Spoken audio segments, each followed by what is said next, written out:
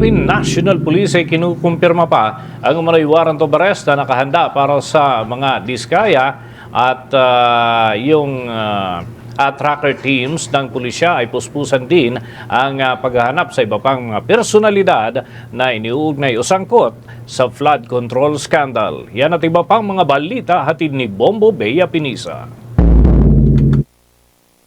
Patuloy pang dumaan sa kumpirmasyon ng umano'y warrant of arrest laban sa mga diskaya matapos na umugong ang mga usapin na mayroon ng nakahandang ihain na warrant of arrest para sa mga natutang personalidad. Sa isang panayam, inihayag ng ating Philippine National Police Chief Police Lieutenant General Jose Melencio Nartates Jr. na wala pa silang natatanggap na order mula sa korte para sa paghahain ng warrant of arrest laban sa mag-asawang diskaya at maging sa iba pa. Ani Nartates tsaka sila magpapahayag ng pag-aresto kapag kumpirmado na mga impormasyon hinggil sa mga warrant of arrest laban sa mga naturang personalidad.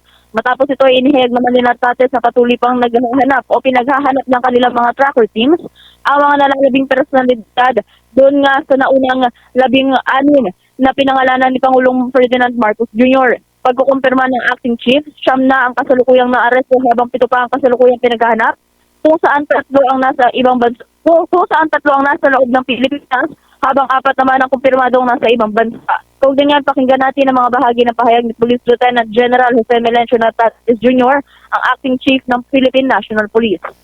May tinatakan tayo yung personalities issued warrant of arrest. 16 sila, di ba? 9 already been arrested or we did the custody. Ito pa, yung nauna yun.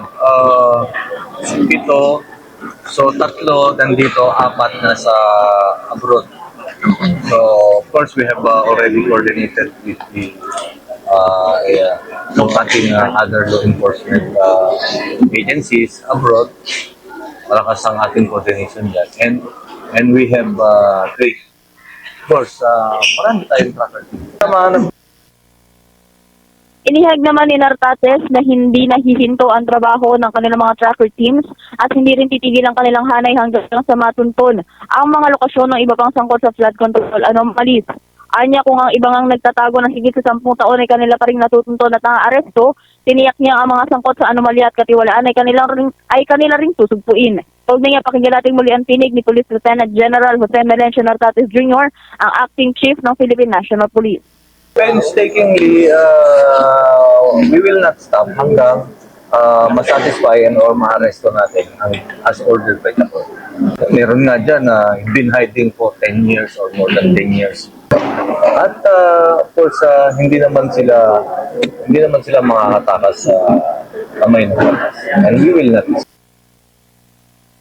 Samantala, Bombo Dennis, Bombo Ever ngayong araw naman, binigyang pabuya ng Philippine National Police ang hindi baba sa 30 ng mga informants na siyang naging dahilan sa likod ng pagkakaaresto ng ilang mga malalaking wanted personalities sa loob ng bansa. Pinakamalaking pabuya na naipamahagi ng pambansang pulisya ay hindi bababa sa 5 milyong piso na siyang iginawa sa naging pagkakaaresto kay Ismirul Kiri o alias Kiri Sakirin na may mga kasong 7 counts of murder at 25 counts of frustrated murder. Yan muna mga updates mula dito sa pagkrame sa Quezon City. Ito si Bombo Bea Pinisa and this is Bombo Radio Philippines, the #1 and most trusted source of news and information.